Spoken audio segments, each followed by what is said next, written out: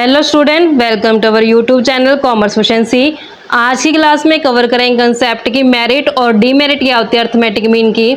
इसे last class में हमने कवर किया था कि अगर हम जो वैल्यू है मीन वैल्यू, उसमें किसी वैल्यू को अगर हम ऐड करते हैं, सब्ट्रैक्ट करते हैं, डिवाइड करते हैं और मल्टीप्लाई करते हैं तो मीन वैल्यू के ऊपर क्या इफेक्ट होगा।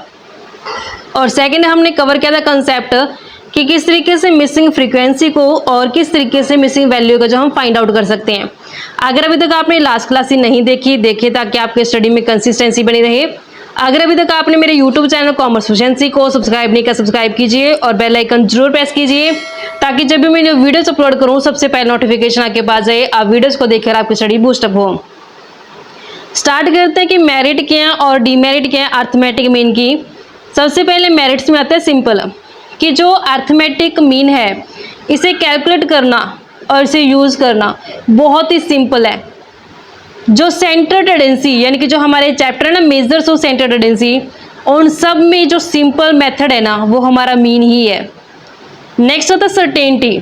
जो अर्थमेटिक मीन की जो वैल्यू आती है ना वो सर्टेन होती है, निश्चित होती है। यहाँ पे एस्टिमेशन का कोई भी रोल नहीं होता। जो भी वैल्यू है वो हमने वेरिएबल के बेस पे कैलकुलेट की है, कोई एस्टिमेशन नहीं है, एग्जैक्ट वैल्यू है, सर्टेन वैल्यू है। बेस्ड ऑन ऑल आइटम कि जब भी हम अर्थमेटिक मीन कैलकुलेट करते हैं तो उसमें सीरीज के अंदर जितनी भी आइटम होती है उन सभी आइटम को हम बेस लेके चलते हैं। तो जब मीन कैलकुलेट किया जाता है तो जो मीन वैल्यू आती है वो ऐसी वैल्यू होती है जो पूरी की पूरी सीरीज को रिप्रेजेंट करके चलती है। अलजेब्रिक ट्रीटमेंट अर्थमेटिक मीन का यूज़ करके हम फर्दर अलजेब्रिक ट्रीटमेंट कर सकते हैं। इसीलिए ये बहुत ज़्यादा यूज़ किया जाता है स्टैटिस्टिकल एनालिसिस के अंदर। स्टेबिलिटी की जो वैल्यू आती है सेंटर टेंडेंसी के अंदर मीन की वो स्टेबल रहती है। अगर सीरीज़ के अंदर जो वैल्यूज़ है अगर उनमें कुछ चेंजेस आ गया, ये नहीं कि अगर सैंपल में कुछ चेंजेस आ भी जाते हैं ना तो उन चेंजेस का अर्थमेटिक एवरेज के ऊपर बहुत कम इफेक्ट देखने को मिलेगा, ज़्यादा इफेक्ट नहीं करेगा जो चेंज है। नेक्स्ट होता है कंपैरिजन कि जो अर्थमेटिक मीन है इसका यूज़ हम कंपैरिजन करने के लिए भी करते हैं क्योंकि इसमें जो मीन वैल्यू आती है वो स्टेबल और सर्टेन वैल्यू होती है। एक्यूरेसी टेस्ट अर्थमेटिक मीन है जो ये टेस्टेड है, हमारे पास बिल्कुल टेस्ट किया हुआ है, इसमें एक्यूरेसी पाई जाती है क्योंकि जो मीन वैल्यू आती है वो ऐसी वैल्यू होती है जो पूरी की पूरी सीरीज को रिप्रेजेंट करके चलती है। ये इसके मेरिट से। अब इसके डीमेरिट्स क्या आते हैं। Effect of extreme value. Extreme का मतलब क्या होता है कि जो ये एंड पॉइंट होते हैं ना, ये लास्ट में, जैसे यहाँ पे 2000 है स्टार्टिंग का और बिल्कुल लास्ट में क्या 50 है, तो जो ये एक्सट्रीम वैल्यू है ये अफेक्ट करती हैं किसके ऊपर, जो मीन की वैल्यू आती है। जैसे एग्जांपल के लिए मान लेते हैं कि एक क्लास के अंदर टोटल 5 स्टूडेंट है, उनका जो पॉकेट मनी मिलती है, पॉकेट मनी में हमारे पास गिवन है कि जो उन्हें पॉकेट मनी दी जाती है इन 5 स्टूडेंट को। एग्जांपल के लिए ले लेते हैं कि 2000 है, 100 है, 80 है, 70 है और 50 है। तो टोटल कितने नंबर ऑफ स्टूडेंट है, 5 है। 5 स्टूडेंट की पॉकेट मनी गिवन है। अब अगर मुझे इनका मीन कैलकुलेट करना तो कैसे करूँगी, summation of X. Mean calculate करने का फॉर्मूला होता है summation of X divide by N. Summation of X कितना बनता है इनका 2300 और टोटल कितने नंबर है ये 5। मीन कैसे कैलकुलेट करेंगे 2300 डिवाइड बाय 5 करके, तो ये 460 हमारे पास है जो वैल्यू आई है। हम जानते हैं कि मीन एक ऐसी वैल्यू होती है जो सीरीज़ के अंदर जितनी भी आइटम्स होती है ना उन सब को रिप्रेजेंट करके चलती है। तो हमने देखा कि जो ये हमारे पास सीरीज़ के अंदर आइटम है उनका मीन 460 है, लेकिन ये मीन सही नहीं है। क्यों? क्योंकि मीन का मतलब क्या होता है कि ऑन एन एवरेज जो ये 5 स्टूडेंट हैं इनको सबको कम से कम 460 रुपये जो मंथली पॉकेट मनी मिल जाती है, जबकि रियलिटी क्या है जो मीन तो 460 है, जबकि इन 4 स्टूडेंट का तो क्या आ रहा है वैल्यू, इनका पॉकेट मनी है जो 100 है, 80 है, 70 और 50 है। तो क्या जो ये मीन वैल्यू आई है क्या ये इन्हें रिप्रेजेंट कर पा रही है? नहीं कर पा रही। क्यों? क्योंकि इसका जो इफेक्ट है वो एक्सट्रीम वैल्यू के कारण पड़ा है। क्योंकि एक्सट्रीम वैल्यू यानी कि जो 2000 है ये सबसे ज़्यादा बड़ी वैल्यू थी, जिस कारण से मीन क्या आ गया, इनएक्यूरेट आ गया।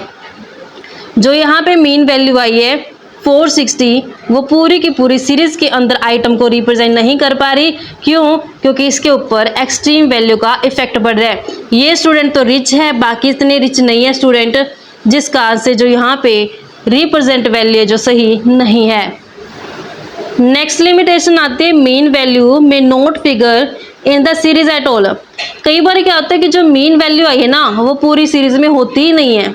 जैसे एग्जाम्पल के लिए हम मीन कैलकुलेट करते हैं 2, 3 और 7 का, तो समीशन ऑफ एक्स कितना हो जाएगा, यहाँ पे 12 हो जाएगा और एन नंबर कितने, ये 3। तो मीन का फॉर्मूला क्या है, summation of X divide by N, यानी कि 12 डिवाइड बाय 3 कितना आ गया मीन 4। तो जो ये 4 मीन आया है तो क्या इस सीरीज के अंदर 4 है, कहीं भी नहीं है। तो ये क्या इसकी लिमिटेशन है कि जो मीन वैल्यू है वो सीरीज के अंदर कहीं भी फिगर है ही नहीं है उसका। तो इससे क्या होगा, जो ये रिप्रेजेंट करने वाली वैल्यू मतलब ये सही नहीं है। तो हमारा मीन क्या है, यहाँ पे इसकी डीमेरिट हो जाती है कि मीन वैल्यू ही ऐसी आ गई है जो पूरी की पूरी सीरीज के अंदर कहीं भी एग्जिस्ट करती नहीं है। नेक्स्ट लिमिटेशन आती है लाफेबल कंक्लूजन। लाफेबल कंक्लूजन का मतलब क्या होता है कि कई बार ना जो इसके कंक्लूजन आते हैं अर्थमेटिक मीन के वो लाफेबल आते हैं। क्यों? एग्जाम्पल के लिए मान लेते हैं कि क्लास 11 में 50 स्टूडेंट है, 12 में 51 स्टूडेंट है। जब हम इनका टोटल एवरेज कैलकुलेट करेंगे तो कैसे करेंगे, 50 + 51 डिवाइड बाई 2 करेंगे तो एवरेज आ गया 50.5 स्टूडेंट। अब देखो स्टूडेंट 0.5 कैसे हो सकता है, एक स्टूडेंट हो सकता है, हाफ स्टूडेंट कैसे हो, तो ये एवरेज क्या है, गलत है। अगर यहाँ पे 50 बनाता तो मैं कह देती कि 51 स्टूडेंट है तो बात भी बनती। 50.5 का मतलब क्या है कि हाफ स्टूडेंट थोड़ी ना हो सकता है, कोई एक इंसान आधा कैसे हो सकता है, नहीं हो सकता। तो ये कंक्लूजन क्या है, लाफेबल है, तो इसकी डीमेरिट है। नेक्स्ट होते हैं अनसुटेबिलिटी, कि जो अर्थमेटिक मीन है ये स्टेबल मेजर नहीं है जब परसेंटेज और प्रोपोर्शनेट वैल्यूज होती हैं। नेक्स्ट आते हैं मिसलीडिंग कंक्लूजन, जो कंक्लूजन आते हैं वो गलत आते हैं। कैसे, एग्जाम्पल की हेल्प से इसे समझते हैं। यहाँ पे हमारे पास इनकम है 2 इंडिविजुअल की, एक साइड हम ईयर ले लेते हैं, एक साइड हम इनकम ले लेते हैं ए की और दूसरी साइड बी की। ईयर में 2020, 2021 और 2022 की इनकम लेते हैं। ए की इनकम है 1000, 2000 और 3000। बी की इनकम है 3000, 2000 और 1000। अब हम इनका मीन वैल्यू कैलकुलेट करते हैं। मीन कैसे आते हैं, समीशन ऑफ एक्स, इसका समीशन ऑफ एक्स कितना बनेगा 6000 और इसका भी समीशन ऑफ एक्स कितना बनेगा 6000। मीन का फॉर्मूला होता है summation X divide by N. तो समीशन एक्स कितना है 6000, नंबर ऑफ ईयर कितने यहाँ पे 3, तो मीन वैल्यू कितनी आ गई 2000। ऐसे समीशन एक्स 6000, कितने नंबर ऑफ आइटम है यहाँ पे 3, तो मीन कितना आ गया 2000। तो यहाँ से देखने में लगता है कि जो एवरेज इनकम है ना ए और बी की वो क्या है, सेम है, जबकि एक्चुअल में ऐसे नहीं है। ए की इनकम तो क्या हो रही है, दर बर दर साल बढ़ रही है और बी की इनकम साल दर साल क्या हो रही है, कम हो रही है। तो यहाँ से जो कंक्लूजन निकले हैं, अगर मैं एवरेज देखूँ तो कहूँ कि दोनों की सेम है, जबकि रियलिटी में जब मैं कंपैरिजन करूँ तो ए की इनकम बढ़ती जा रही है ईयर टू ईयर, बल्कि बी की इनकम कम होती जाती है ईयर टू ईयर। तो यहाँ से रिजल्ट क्या है, मिसलीडिंग आए हैं। इस तरीके से बच्चों हमारे पास एक कंसेप्ट बनता था कि मेरिट्स क्या हैं और डिमेरिट्स क्या हैं अर्थमेटिक मीन की। आई होप आपको क्लियर हो गई है। नेक्स्ट क्लास में कवर करेंगे नया चैप्टर जो कि हमारे पास पोजिशनल बनता है, मीडियन और मोड का कंसेप्ट। ऐसी ही रेगुलर क्लासेस के लिए आप मेरे यूट्यूब चैनल कॉमर्स प्रोफिशिएंसी को सब्सक्राइब करें, बेल आइकन जरूर प्रेस करें ताकि जब भी मैं न्यू वीडियोस अपलोड करूं सबसे पहले नोटिफिकेशन आपके पास जाए आप वीडियोस को देखें और आपकी स्टडी बूस्टअप हो।